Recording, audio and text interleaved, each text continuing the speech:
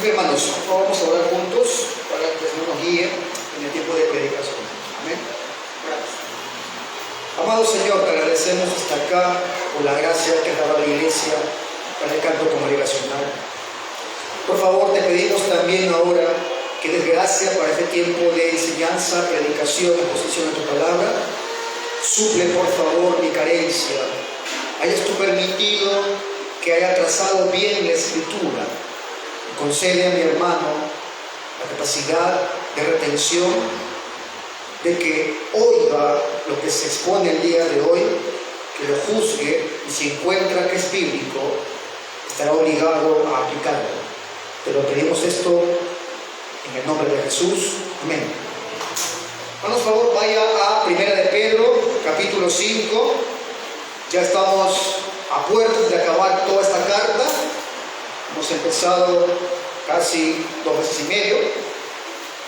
Al terminar esta carta ya está programado, vamos a seguir con la segunda carta de Pedro. ¿Bien? En 1 de Pedro 5, el último capítulo, vamos a ver hoy día del versículo 1 hasta el versículo 5. Por favor, no lo pierda, tenga ahí el texto de estudio. ¿Bien? Vamos a ir a los pasajes, pero vamos a volver a esa porción. Para los que nos visitan, la mejor forma, creemos, de predicación es la expositiva continuada. Tomar toda una carta de la Escritura, seguir todo el contexto y el pensamiento del autor, para no sacar de contexto ninguna palabra de la Escritura. Y esto de paso, hermanos, nos permite ver todo el consejo de Dios. Hemos encontrado temas que tal vez no nos gustan mucho, sin embargo, en este trabajo de predicar toda la carta, hay temas que a veces no nos gustan escuchar o predicar también, pero hay que entrar. En esta sección hemos visto ya la semana pasada y la antepasada cómo el apóstol Pedro ha estado exhortando a las iglesias a sufrir como cristianos. Sí, ese ha sido el tema de Pedro, el sufrimiento. Sufran haciendo el bien, le decía. Y si hacen el mal, avergüéncense si están sufriendo por hacer el mal. Pero si es por hacer el bien, dice, no se avergüencen, háganlo, hay una recompensa. Ahora el apóstol Pedro se va a dirigir a grupos específicos dentro de la iglesia, de la congregación. Va a dar instrucciones específicas que tienen que ver en particular con la humildad, mis hermanos. Hoy recordaremos en qué consiste el oficio glorioso llamado ministerio pastoral.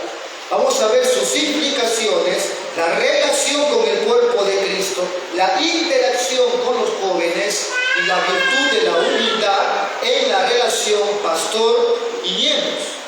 En esta porción que vamos a ver el día de hoy, hermanos, el apóstol Pedro nos va a mostrar lo que todo hombre llamado al ministerio pastoral debería esperar para que no flaquee en su llamado. Y también nos va a mostrar lo que todo miembro debería esperar de sus pastores para que no demanden cosas que no corresponden a ese ministerio y también para que sepan cómo deben orar por sus pastores.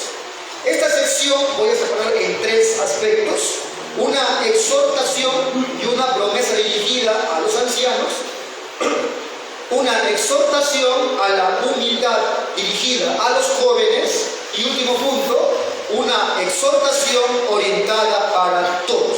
Bien, ese va a ser el cuerpo del sermón. Veamos rápidamente, hermanos, el punto 1. Una exhortación y una promesa dirigida a los ancianos.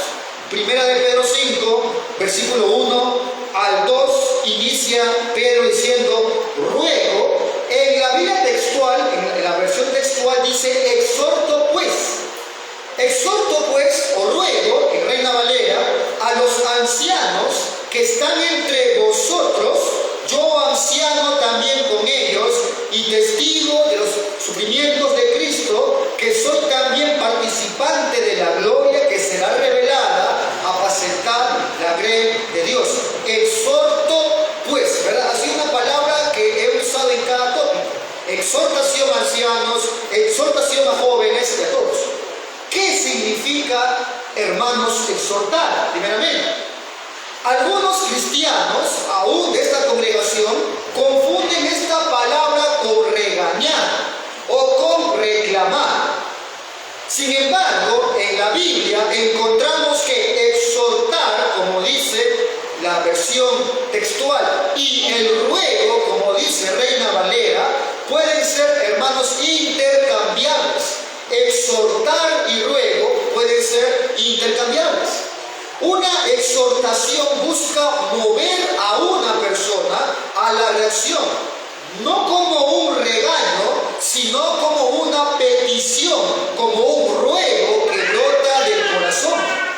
Cuando suelo decir en medio de la iglesia que la exhortación es un recurso, es un medio que debería usarse de continuo entre los creyentes, amado hermano, no estamos abriendo la puerta del ring para la crítica desmedida, para palabras mal direccionadas, para palabras flojas, para un regaño indolente y necio, sino que estamos indicando que con humildad, con amor, con conocimiento, con sabiduría, con temor y con el consejo de Dios, mueva a un hermano a una acción.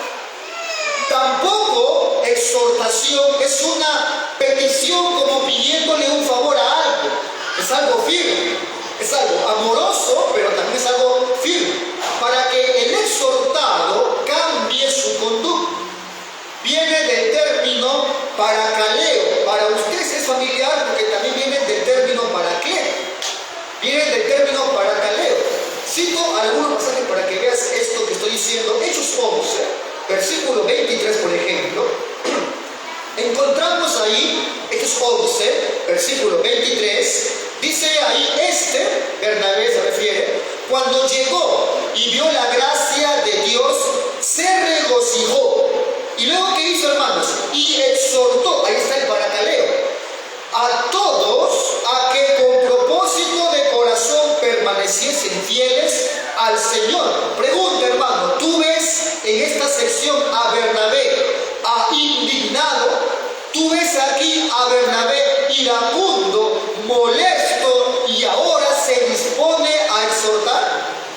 ¿Tú ves aquí el enojo y la frustración de Bernabé como el motivo para exhortar a sus hermanos? No, ¿verdad? Dice que estaba gozoso. Bernabé estaba gozoso. Por otro lado, hermanos, la exhortación a permanecer fieles que hace aquí Bernabé no es tampoco un simple pedido. Bernabé no está pidiendo un favor. Por favor, hermanito, sea fiel. No está pidiéndole un favor, le está recordando más bien apasionadamente quiénes eran estos creyentes y qué debían hacer. La exhortación es una petición cálida pero firme, hermanos. Una petición que se hace sabiendo que cualquier rumbo diferente que tome el exhortado puede ser perjudicial para su vida. Hechos 27, 33 al 34, encontramos ahí que el apóstol Pablo dice, cuando comenzó a amanecer, Pablo exhortaba a todos que comiese diciendo, este es el 14º día que veláis y estáis en ayunas sin comer nada. 34, por tanto os ruego, otra vez, os ruego que comáis por vuestra salud, pues ni aún un cabello de la cabeza de ninguno de ustedes caerá. Pregunta, hermano, ¿era simplemente una petición? No, ¿verdad? Era un ruego que le estaba haciendo el apóstol Pablo. Pero también era una petición sabiendo que si estos que eran exhortados no cambiaban su rumbo de acción, sería perjudicial para ellos. Así que, amado hermano, entonces, negarse a escuchar una exhortación es negarse a corregirse. Es negarse a cambiar la dirección de sus actos y eso, hermano, puede ser perjudicial tanto para el individuo como también para la iglesia. El apóstol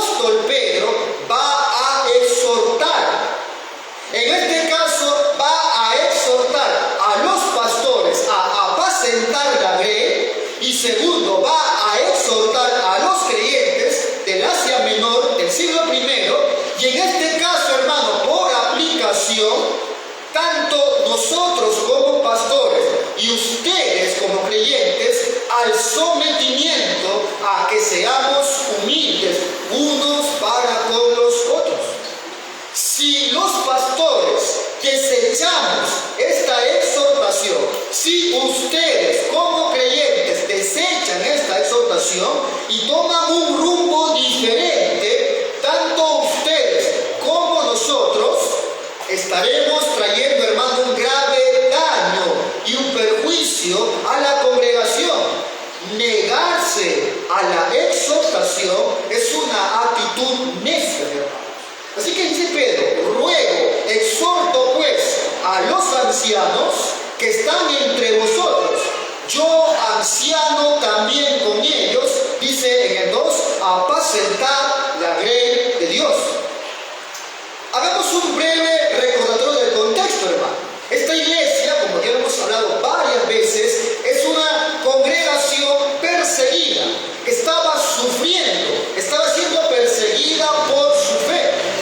De ahí que Pedro constantemente en toda la carta se ve entretejido en sus palabras el ánimo en el sufrimiento. Pero les recuerda que Cristo volverá por segunda vez. Habló de que iba a venir con un justo juicio, que iba a recompensar a los que son de la fe y que este debe ser la esperanza de la iglesia en medio del dolor, en medio del sufrimiento. Pero, recuerda usted en el 3 y 4, les ha venido hablando a hermanos que estaban viviendo en sociedad y que estaban sufriendo. Les ha venido hablando a hermanos que dependían de un amo, de un jefe y que estaban sufriendo. Pedro le habló a los libres, le habló a los esclavos, a las esposas, a los esposos, alentándole a que se mantengan firmes en el sufrimiento. Pedro, vimos hace poco que también le dijo: no se sorprendan si llega el sufrimiento, como que si algo extraño les acontece.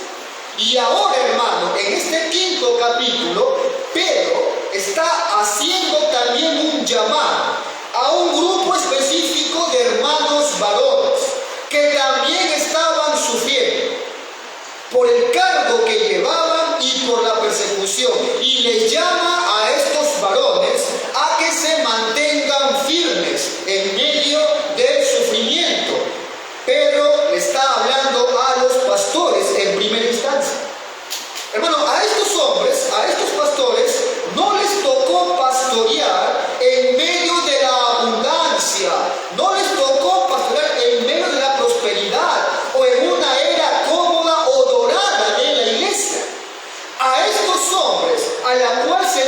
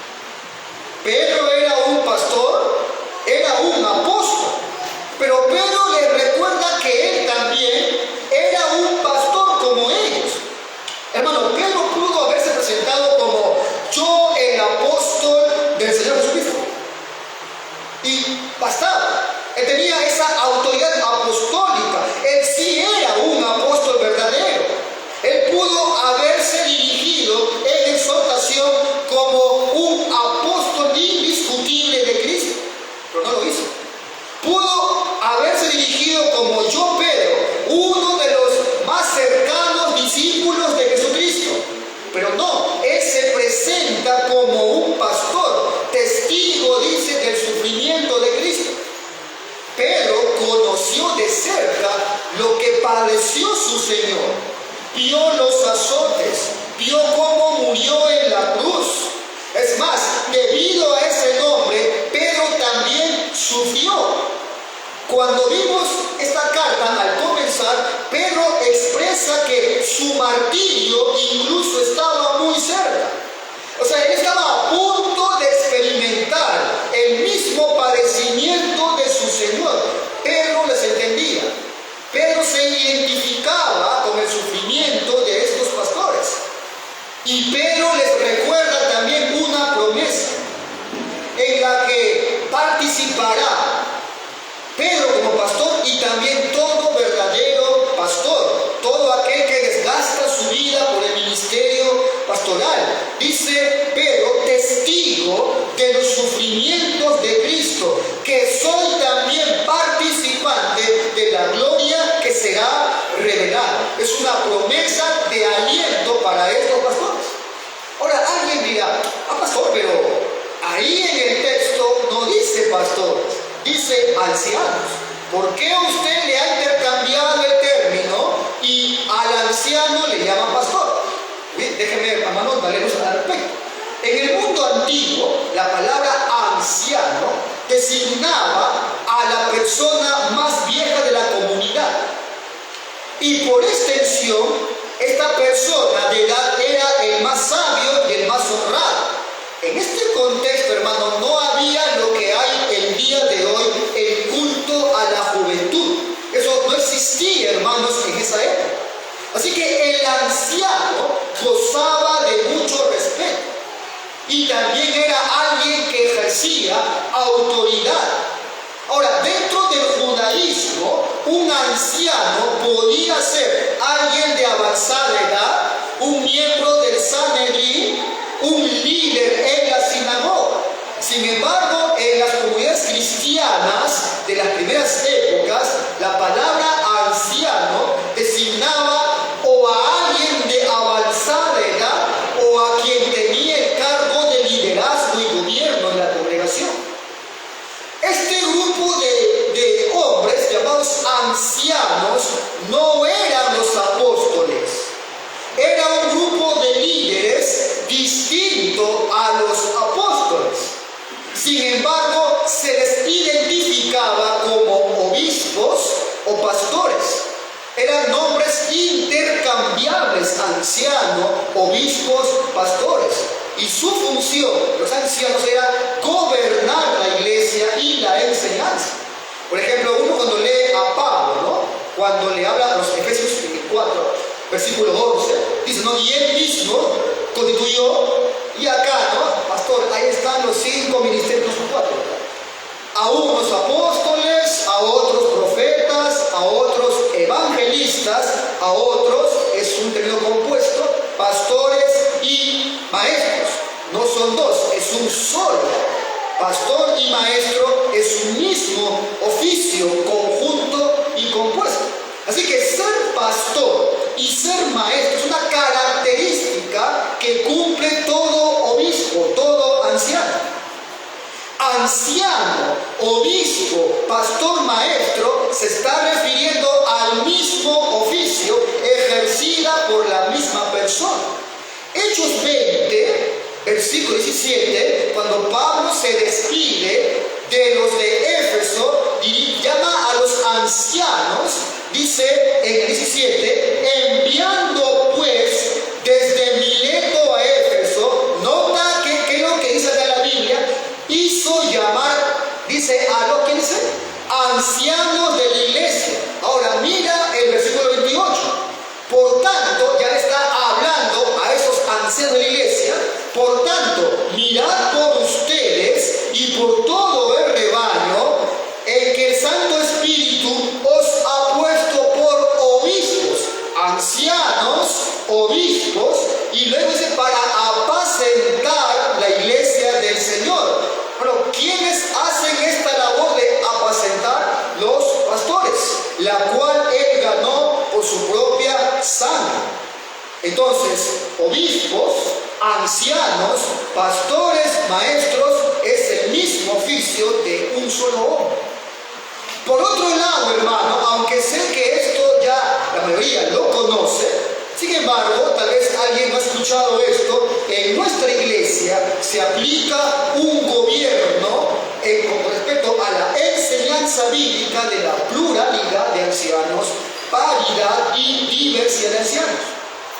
Pastor, ¿qué significa eso? La pluralidad de ancianos se refiere a varios pastores en una congregación llamados y calificados para el oficio. En esta sección, en el versículo 1, nota que habla en plural. Ruego a los ancianos que están entre vosotros. Hechos 14 también nos dice, después que les designaron ancianos en cada iglesia. O Timoteo, encontramos que dice los ancianos que gobiernan bien. Pluralidad de ancianos. Y de paso, hermanos, hasta que nuestras iglesias estén esperando con un grupo calificado de ancianos, nos faltará una pieza importante para esta congregación, que llevará a la iglesia a una dirección correcta. Es bíblico tener ancianos en plural en una congregación. No hay que apurarse, por supuesto, a hallar aquello, pero tampoco hay que estar de paso cruzados. Hay que buscar siempre esa pluralidad de ancianos. Segundo, la paridad. Pastor, ¿qué significa eso? Paridad de ancianos, en términos, digamos, técnicos, sería que todo pastor es un anciano y viceversa. En hechos prácticos diríamos que todos los pastores de la iglesia tienen la misma autoridad. No hay ningún pastor jerarca o principal o subalterno. No hay copastores, hay pastores o ancianos. Todos los ancianos son iguales en la responsabilidad de toda la iglesia local. ¿Y qué es diversidad de ancianos? No hay diversidad respecto al cargo. No hay diversidad respecto a quién es superior a la autoridad. Pero sí hay diversidad en cuanto a los dones de cada pastor. Aún al apoyo financiero y a la influencia que ejerce todo pastor. Y todo esto, amado hermano, lo estamos diciendo en el contexto bíblico de los oficios bíblicos regulares, que son por derecho y por la Escritura, ancianos y diáconos. No hay otro oficio en la iglesia. Ancianos y diáconos. Ahora, usted puede inventarse un nuevo oficio, pero la Escritura nos restringe y regula a ancianos, llámalo obispos, pastores y diáconos. ¿Cuál es el objeto, según el apóstol Pedro, del llamado de esos pastores? Apacentar, dice el segundo versículo, apacentar la grey de Dios que está entre vosotros. ¿Cuál es la labor del pastor? ¿Cuál es la labor de los ancianos? Bueno, primero Pedro aquí algo deja en claro. Pedro deja explícitamente claro que la grey es de Dios, no de los pastores. Cuando uno ve el ejemplo real, en el mundo real, los pastores de la época mayormente cuidaban y pastoreaban ovejas de otros. No eran sus ovejas, cuidaban ovejas que no le pertenecían a ellos.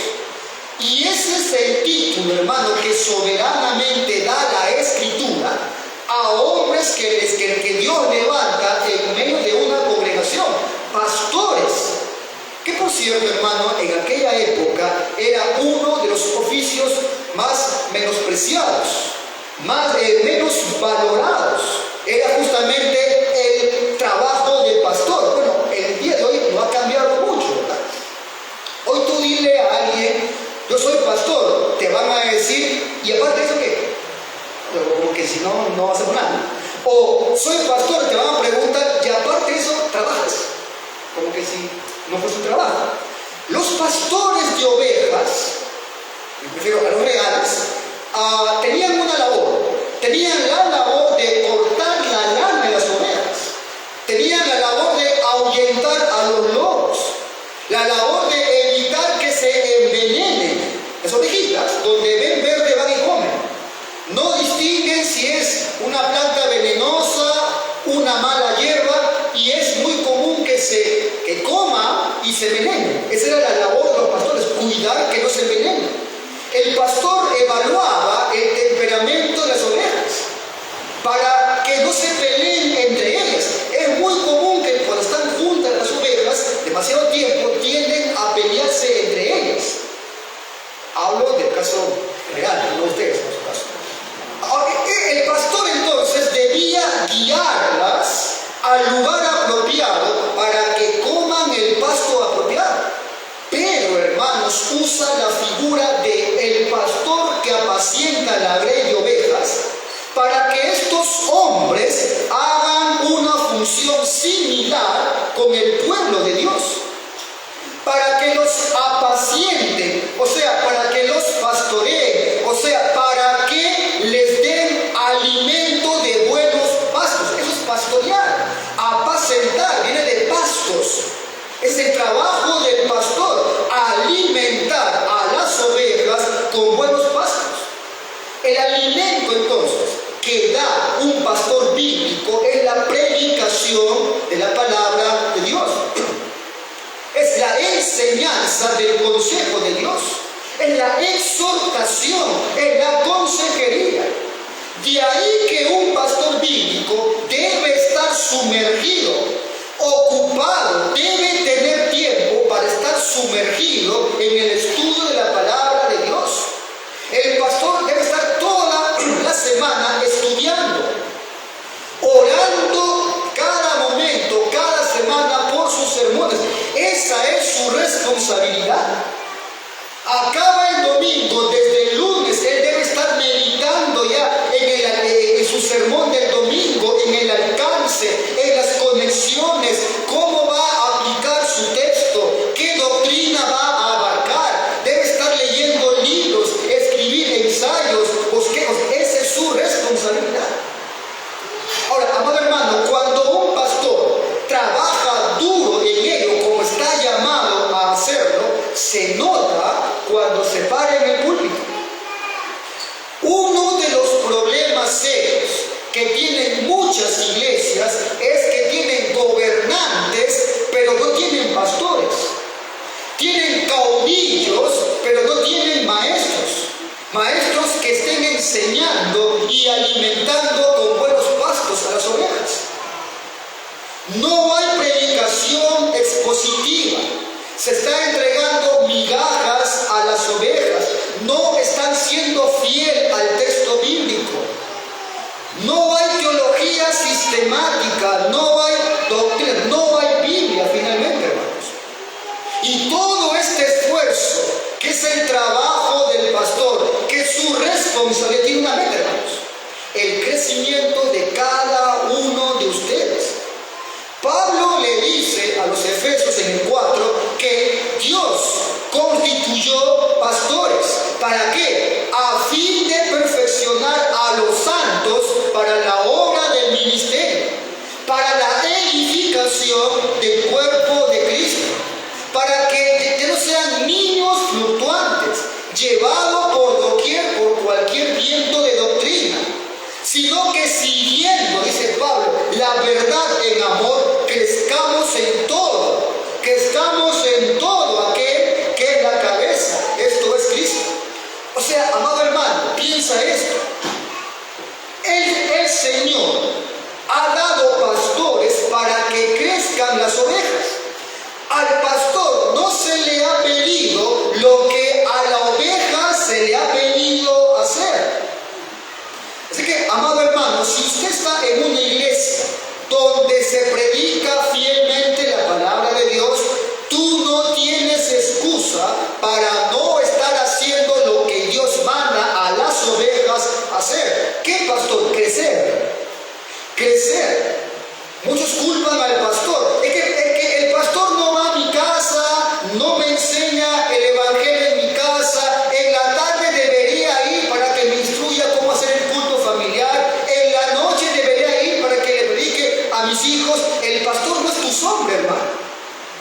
Y termina esta sección Pablo diciendo de quien todo el cuerpo, bien concertado y unido entre sí, por todas las coyunturas, se ayudan mutuamente a ir entre los miembros de la iglesia, según la actividad propia de cada miembro, recibe su crecimiento para ir edificándose en amor. La pregunta es, ¿estás tú, hermano, creciendo? Esa es la pregunta.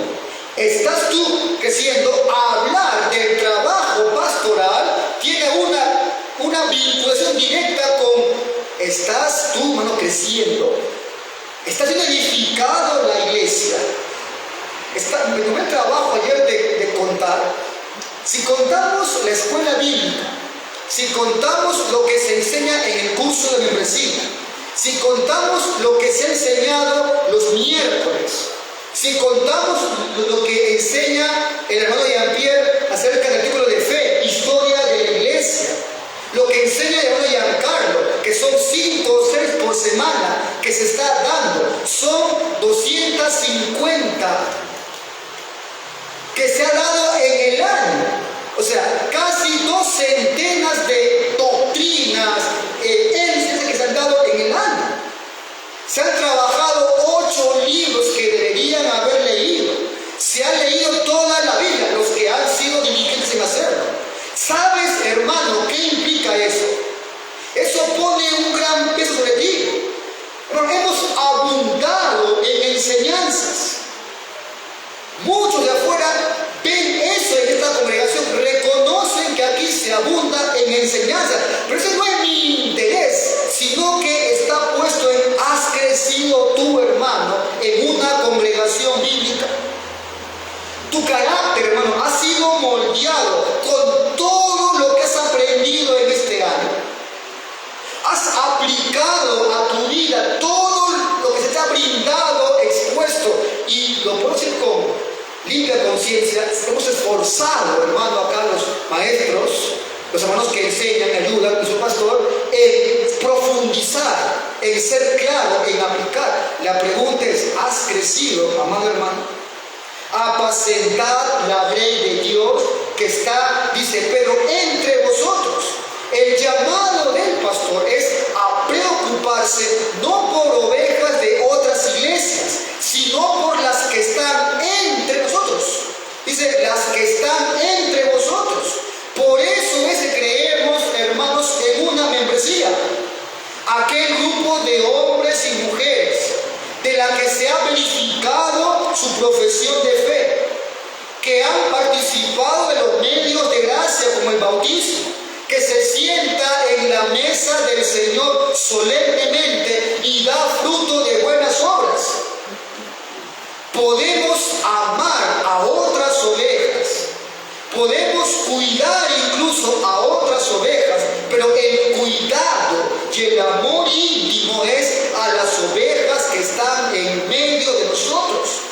Pastores que se entregan a sus miembros, miembros que se entregan a sus pastores. Podemos decir, hermanos, yo le pertenezco a usted y usted a mí. ¿Cuál es la motivación? Luego va Pedro a ese punto. ¿Cuál es la motivación y la forma? ¿Cuál es la forma del cuidado de la grey? Dice luego Pedro, apacentad la grey de Dios que está entre ustedes, cuidando de ella, no por fuerza, sino voluntariamente, no por deshonesta, sino con ánimo pronto, no como teniendo señorío sobre los que están a vuestro cuidado, sino siendo ejemplos de la grey. Hermanos, ¿quiénes eligen a los pastores? ¿Por qué hay en cada iglesia pastores? ¿Quién los nombra? Bueno, primeramente es Dios, ¿verdad? Es Dios quien nombra a los pastores. En la época de Pedro se llevaba a cabo por medio de los apóstoles, ellos escogían hombres idóneos.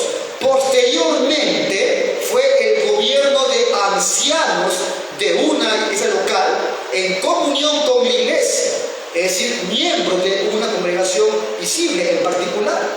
Hechos 20, una vez más, versículo 28, nos dice ahí Pablo: por tanto, mirad por ustedes y por todo el rebaño en que el Espíritu Santo os ha puesto por obispos. Es Dios que pone a los pastores. Y hermano, esto debe recordarse continuamente. Saber esta doctrina de cómo ha sido dado pastores a una iglesia es vital.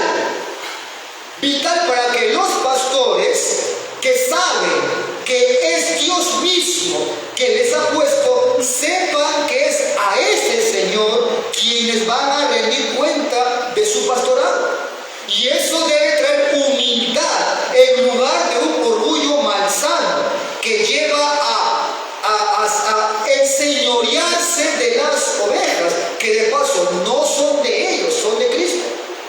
Pero también es vital, hermano, que se recuerde esto para que todo miembro de una congregación sepa quién ha puesto a sus pastores y también a sus diáconos. Aunque no es el tema de hoy, también ha puesto a sus diáconos, que debe ser honrado, así como todo pastor.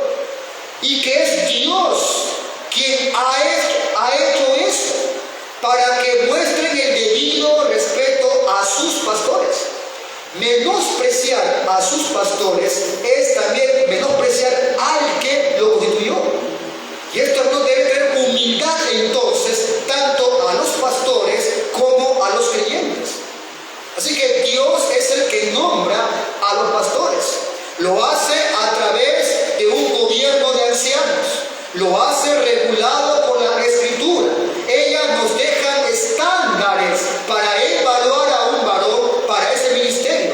Sin embargo, algo falta en toda esta ecuación. ¿Qué, pastor? El deseo de la persona se tomaba en cuenta. El anhelo de un varón de ser pastor era tomado en cuenta. Esto no significaba, hermano, que cada vez que alguien deseaba ser pastor, el que tenía más voluntad, el más chamba, ese debe ser pastor de la iglesia. Vemos en la Biblia que ha dejado estándares en la cual debe ser evaluado todo varón que anhela ser un pastor. Pero lo cierto es que hay un factor de voluntad. Dice, pero no forzosamente, sino por voluntad. Busque en su Biblia, vea Timoteo 3, versículo 1. Sé que usted lo conoce. Vamos a ir a remarcar una palabra. Vea Timoteo 3, versículo 1, palabra fiel. Si alguno anhela obispado, buena obra desea. Y acá, hermano, tenemos un problema serio. ¿Qué pasó? Cuando estábamos en la otra vereda, en la vereda de la abundancia, de la prosperidad, la teología de la abundancia, donde veíamos que pastores gozaban de fama, de renombre, de lujos, de viajes, de buenos sueldos, donde no había mucho por hacer, pero sí mucho por disfrutar, donde sus esposas vivían bien, sus hijos vivían bien, era hacer unos cuantos sermones al mes, nada elaborado, y todos te aplaudían, todos querían ser pastores. Es más, muchos llegaron a serlos por otras razones, pero no por la Escritura. Sin embargo, ahora, en una iglesia bíblica que guarda la verdad, es celosa de la verdad, donde se exige a sus pastores, se espera que ellos enseñen todo el consejo de Dios, se espera que ellos gobiernen bíblicamente, que rindan cuenta, que estudien constantemente, donde no hay fama, son pequeñas comunidades de creyentes que buscan la pureza, no hay salarios, no hay viajes, no hay vacaciones. Ahora, nadie desea ser pastor. Aun cuando hay hombres calificados en la congregación, para poder serlo, no anhelan ahora ser pastores. Así que, amado hermano, si estás casado, también es para tu esposa. Es soltero, ¿no? Hermanos, que su motivación no sea lo material. Igual esposas. Que la motivación de un esposo que es llamado a ser pastor no sea el material, sea la gloria de Dios. Ya Pedro lo ha dicho, que un cristiano se goza, contexto, en medio del dolor, se goza aún en la escasez. Esposas, aquellos hombres que Dios usará como ancianos en medio de la iglesia, se asume que son esposos de mujeres piadosas, que también tienen sus miradas puestas en lo que no perece. Hijos, ustedes también pueden ser la ruina del ministerio de sus padres, si son llamados al ministerio. Si se les halla a ustedes viviendo como hijos rebeldes. Así que considere usted la importancia de este ministerio. El llamado a ser pastor es un llamado maravilloso. Es un llamado bienaventurado. Sufrido siempre es apasionante, hermanos. Es demandante, sí, pero es esperanzador. Es un llamado alto, es un llamado glorioso, donde un débil gusano es llevado por las manos del que lo sostiene. Es un llamado hermoso el pastoral. Y dice Pedro, háganlo, pero voluntariamente. Suele pasar, esto es muy común, hermanos, que cuando un hermano muestra dones notables de enseñanza, se destaca en la enseñanza, tarde o temprano su iglesia le va a pedir que participe de alguna forma u otra y que sea pastor de la iglesia. Ahora, tal vez ese hermano no tiene el deseo, no tiene el llamado a comprometerse en ese ministerio, pero a causa de la presión, a causa de no tal vez a desairar a sus hermanos y por amor a ellos, toma ese trabajo, se hace responsable de ese trabajo. La Biblia dice, no lo haga por fuerza, hágalo voluntariamente. Pero también esto, hermano, también nos hace ver que hay otra sección donde la iglesia no debería estar presionando a estos hermanos para que sean pastores. Dice Pedro, hágalo voluntariamente. Si hay un anhelo y se inclina a hacerlo, sea ahora aprobado por la congregación, sea evaluado por la congregación, para que asuma un cargo pastoral. Dice Pedro, pero háganlo no por fuerza, voluntariamente. Háganlo no por ganancia deshonesta, sino con ánimo pronto. En el Nuevo Testamento encontramos la responsabilidad de la iglesia de proveer a sus pastores. Sin embargo, Pedro dice aquí que lo que motiva a un anciano no sea el salario, no sea la codicia, no sea la avaricia, que no sirvan solamente por el salario o por el dinero, que no hagan fraude, o sea, que no cobren un salario sin trabajar, que no cobren un sueldo si no están llevando a cabo responsablemente sus labores. Estos pastores del Asia Menor estaban sufriendo, estaban padeciendo tal vez miseria, y aún con todo les dice Pedro, háganlo con ánimo pronto. Pero Pedro no lo sostiene, no hay recursos, sacrificamos familias, hijos. Dice, pero háganlo con ánimo pronto, porque esa no es la motivación del pastor. Hay un pasaje donde esto se ve claro, Ezequiel 34, ¿verdad? Es un pasaje donde lo dice claramente el profeta, vaya ahí, versículo 1 al 10.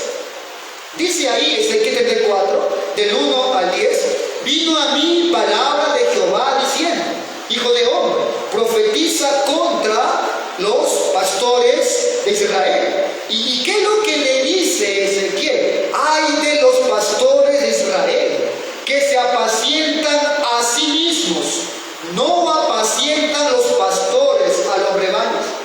Coméis la grosura y os vestís de la lana, la engordada degolláis, mas no apacentáis a las ovejas.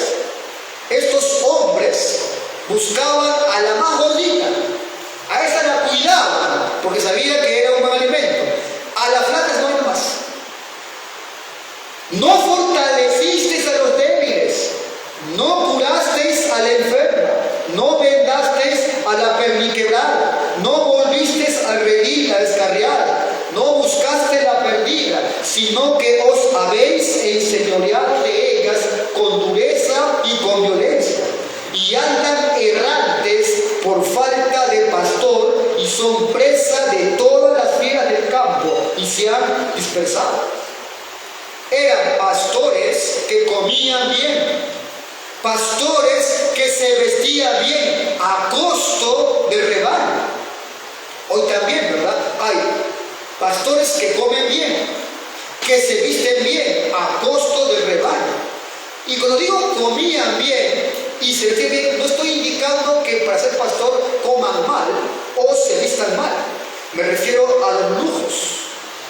Hay de aquellos que entran al ministerio pastoral solamente para enriquecerse.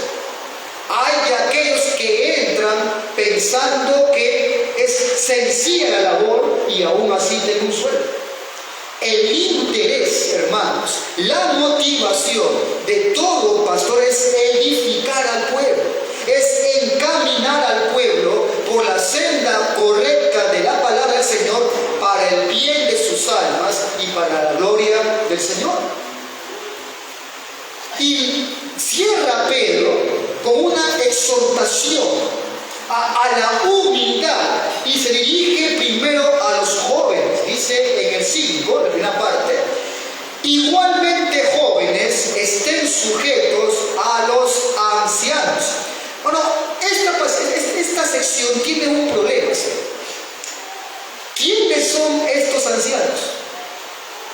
Y los jóvenes que acá Pedro indica, ¿quiénes son?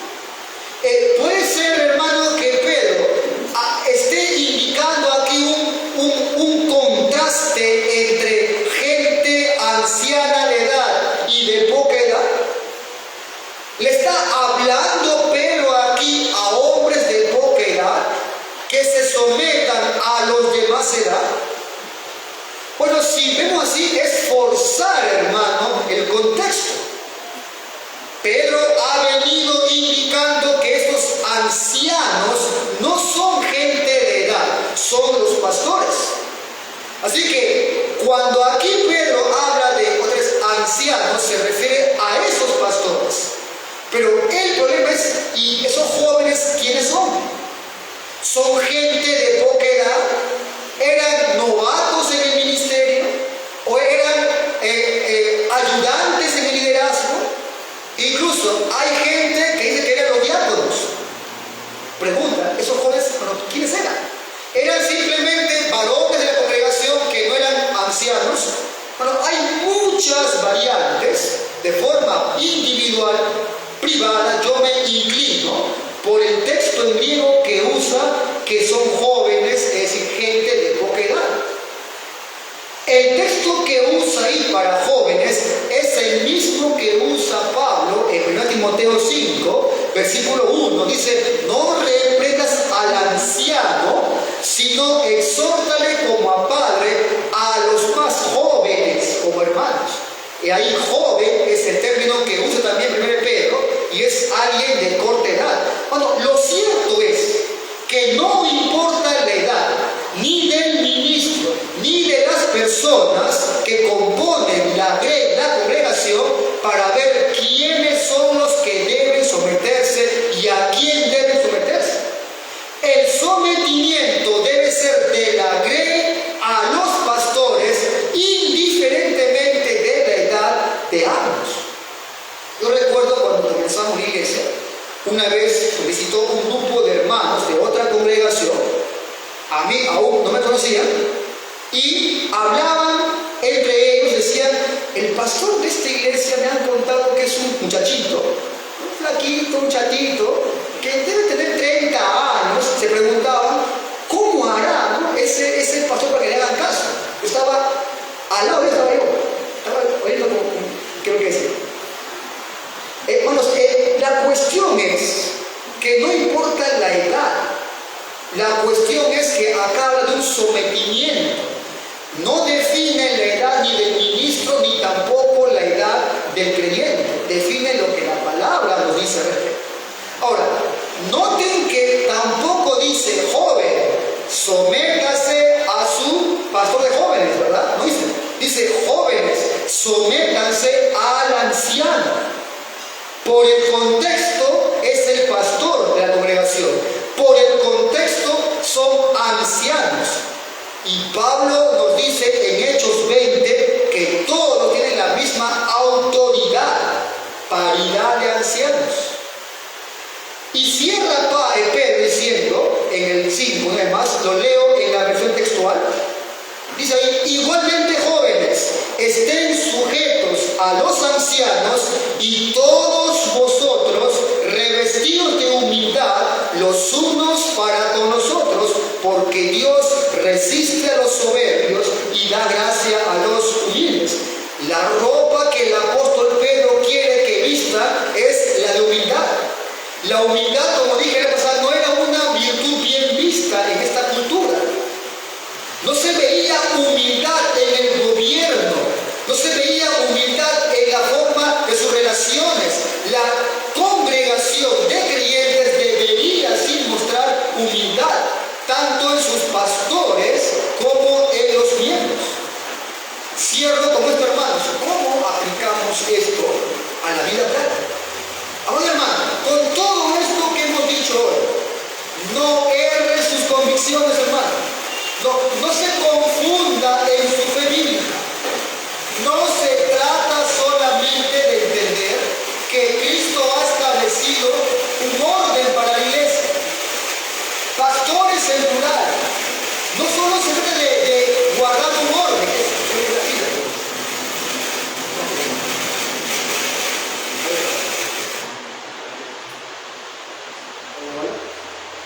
Repito. No solo se trata de guardar un orden en la iglesia. Acá es un vínculo de amor en la vida.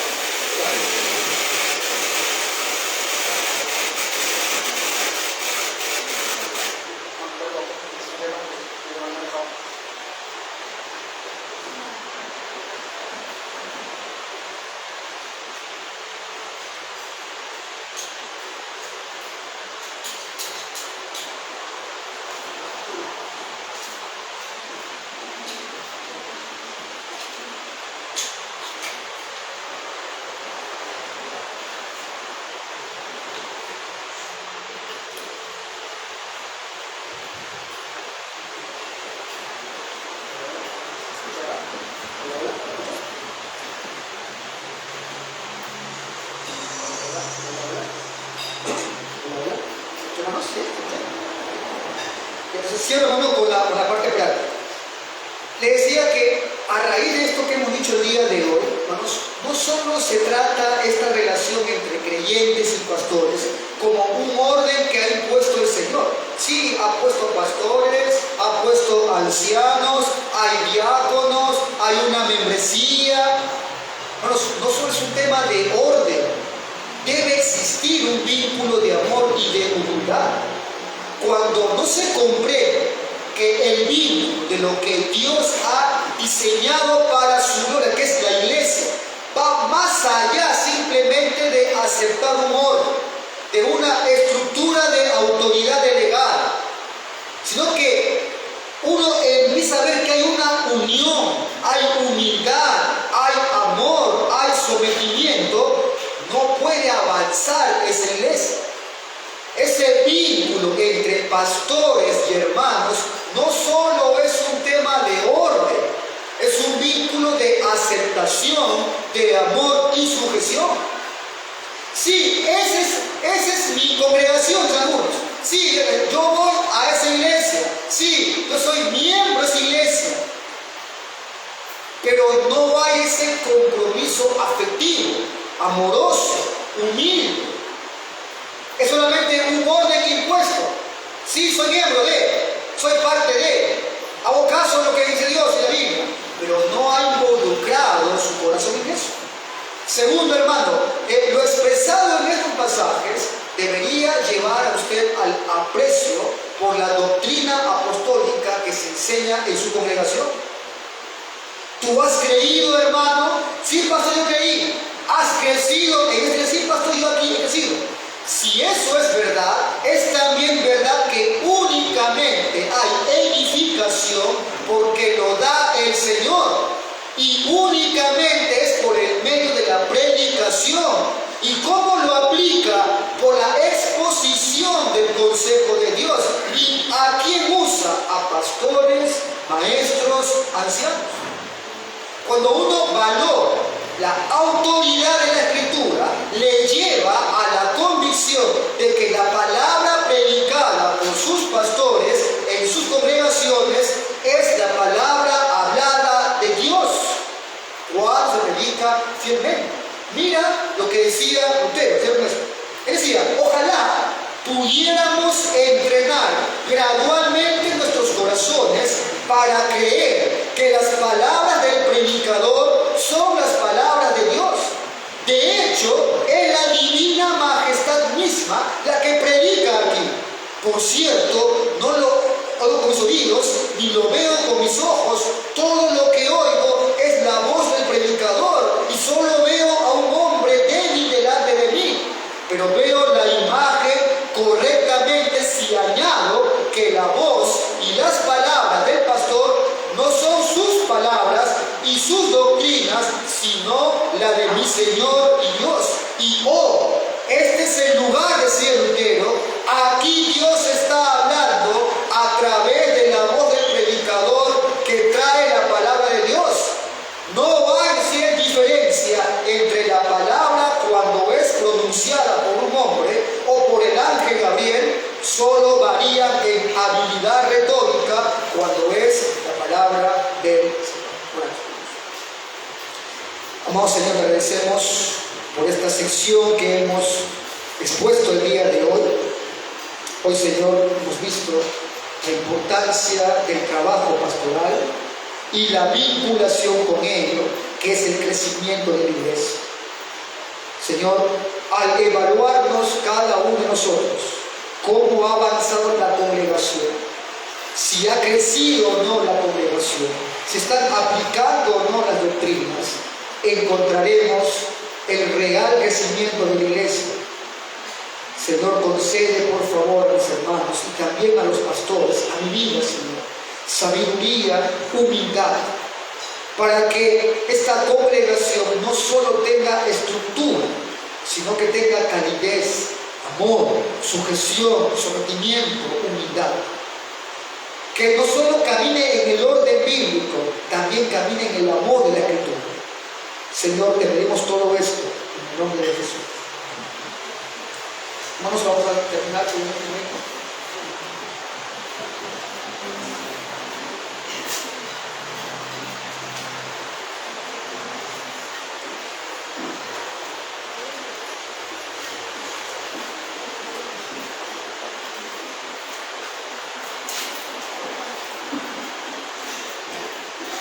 Hermana, nos invita a que se pongan de pie.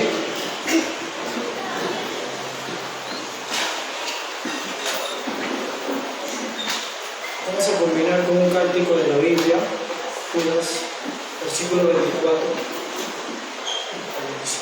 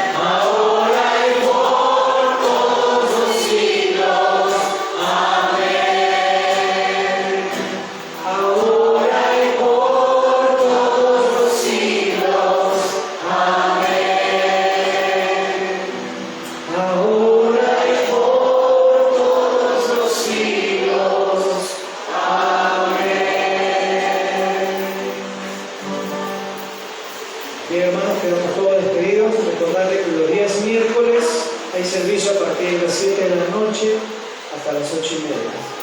Los días sábados también mi hermano Giancarlos está promoviendo lectura para estudiar algunas partes de la Biblia, teología.